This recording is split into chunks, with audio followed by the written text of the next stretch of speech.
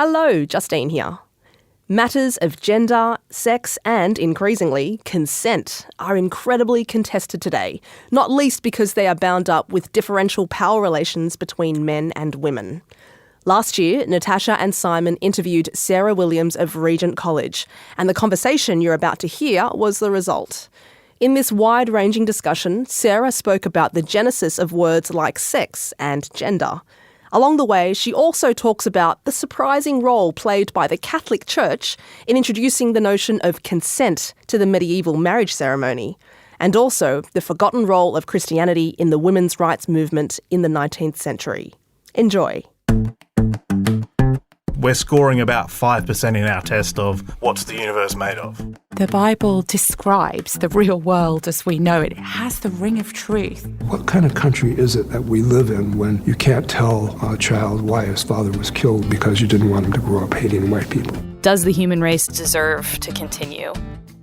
From the Centre for Public Christianity, you're listening to Life and Faith. I'm Simon Smart. And I'm Natasha Moore. Questions about gender are a big part of the zeitgeist. They're incredibly prominent for us right now and really charged. We can get bogged down, though, in our own moment and lose sight of the very long and winding history of this idea and the not-so-long history of the word gender itself. Someone who's been mapping the history of gender in our world is Professor Sarah Williams from Regent College in Vancouver. We spoke to her about that history to get a larger perspective on some of the ways that we think about sex and gender today, and to see how that might reframe some of the fights that we've been having about it as a culture.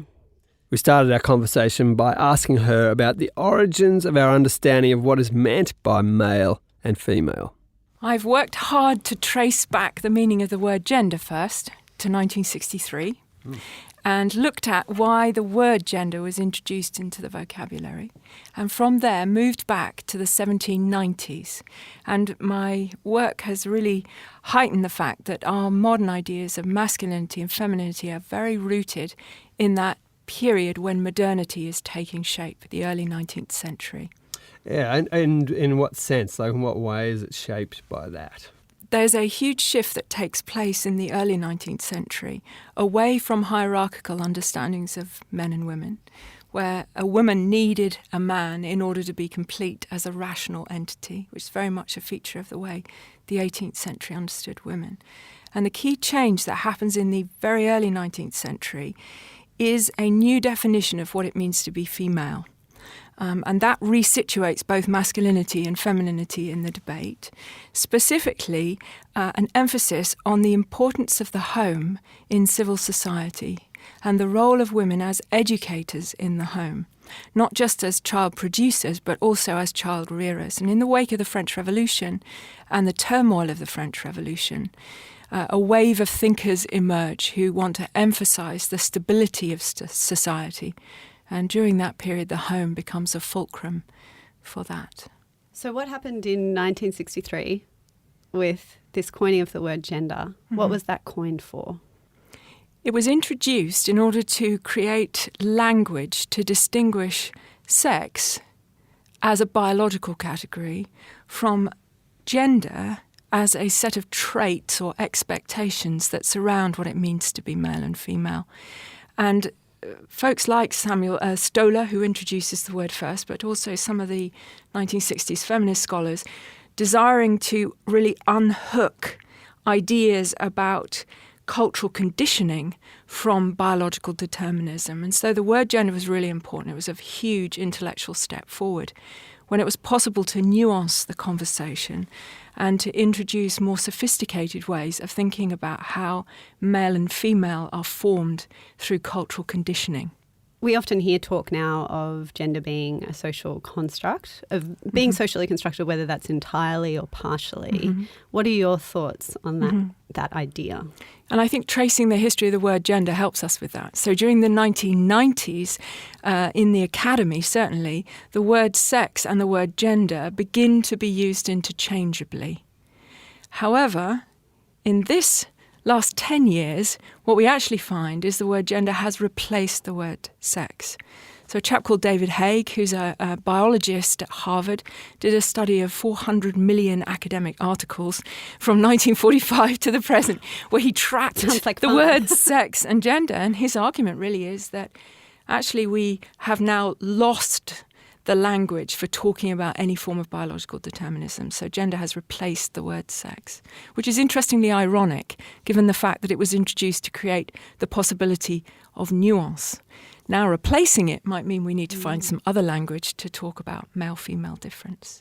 What does that mean for the idea of gender fluidity? Mm-hmm. It is a complicated question, and it has loads of different kinds of answers. So one is the way in which in an extreme consumerist society we have commodified selves. So we acquire self through the acquisition of various different kinds of symbolic tokens that we buy and we construct and we image. And so some of the gender fluidity language is developing in relation to those extreme manifestations of late capitalism. But that's not the only route. So another way of putting it is that today we understand gender as ultimately an arbitrary category that is constructed, that is chosen, that is fluid and multiform. And that closely relates to our understanding of how identities are created in the postmodern paradigm. Do you think there's something about gender that is not constructed? And I suppose I'm using the word gender here in the way that we use it now. We conflate sex and gender. Yes. I think as a feminist myself, then it is problematic to me that we get rid of the word sex altogether.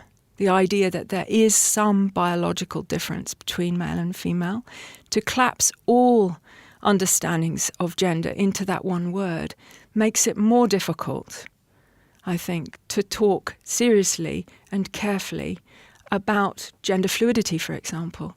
So the arguments that are beginning to enter into the debate around transgender issues, for example, are very difficult to talk about without nuanced language. Talking about the difference between a gender orientation, a gender identity. If we get rid of the word sex altogether, then we're having a very different kind of debate. So is it possible to talk about male and female differences, for instance, without suggesting that one is superior to the other? Ideally, yes. I think in practice, in culture, often designations of difference, whatever they may be, are also very highly correlated to power and who gets to be in charge of defining a narrative.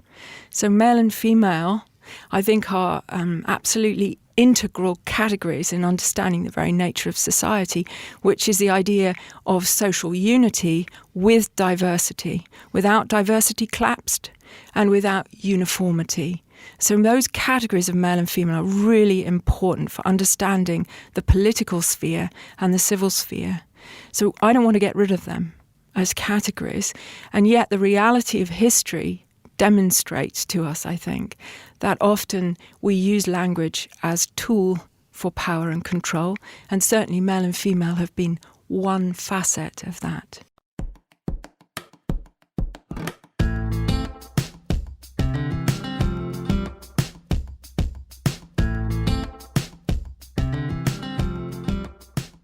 If you've just joined us, you're listening to Life and Faith from the Centre for Public Christianity. Right in the beginning of the Bible, in the creation story, it says, "So God created mankind in his own image.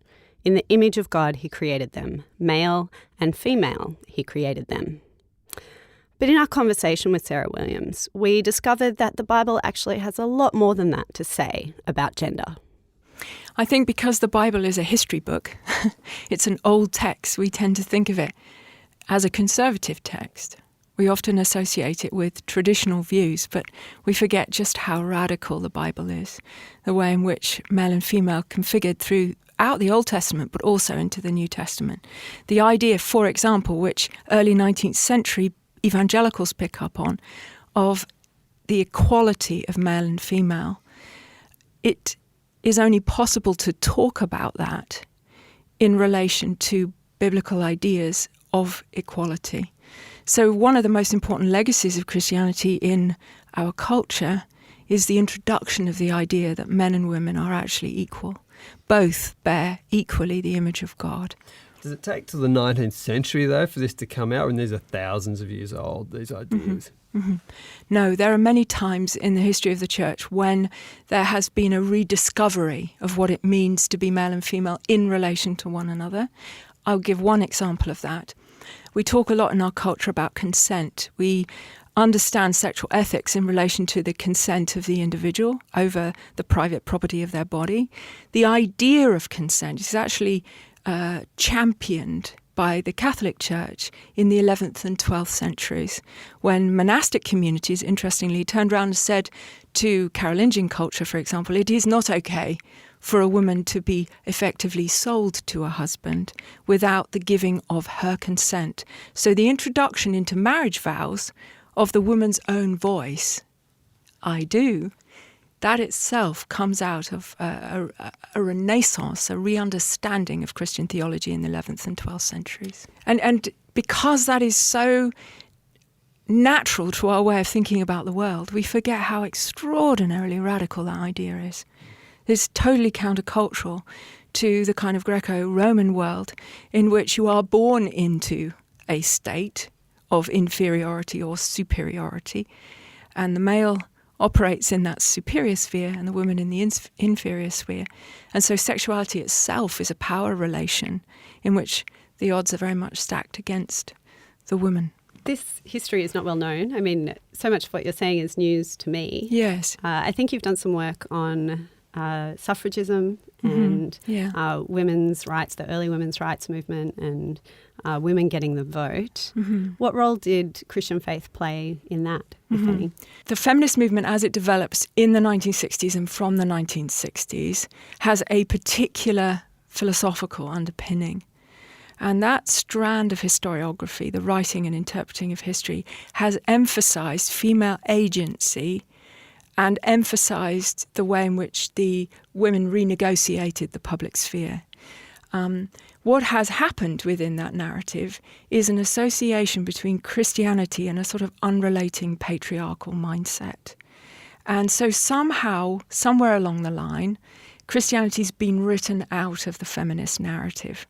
And often women in the women's movement, for example, women like Josephine Butler, who argued very strongly from a Christian perspective, it was essential for the woman to have the vote, using Christian theology as the basis of her political philosophy. The sort of late modern feminist doesn't quite know what to do with the combination of Christianity being a radical force for women rather than merely a subjugating force for women. And as a Christian feminist myself, it matters a lot to me that we actually recover that history, whether or not we are Christians. It's part of the history of feminism.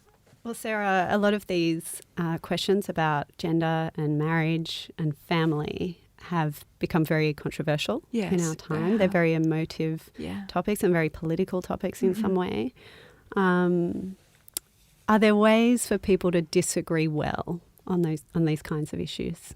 Yeah, I think the debate around, for example, same-sex attraction has become fraught with argument and conflict. And I think that history is, I'm a historian, so I would think this, but history is fundamentally about listening to those who are different from us, who understand the world in different ways, use different languages. So I think there's an important part for history to play in setting a table for a conversation which is about listening. But I think the prior conversation that needs to happen is a conversation about loneliness. Sociologists are now beginning to say that the biggest single social problem in our culture is epidemic loneliness, that on a scale that we've never really understood. And it's a loneliness that people experience not only from place and family, but also increasingly from self. As self is mediated through technology, we've almost dematerialized the self such that the interior and the exterior are separate from one another. It's phenomenology. And so people experience loneliness in just this deep way that is profound. and goes right to the root of people's personhood. And until we're having a conversation about that, I'd rather not be having a conversation about whether or not gay marriage is right.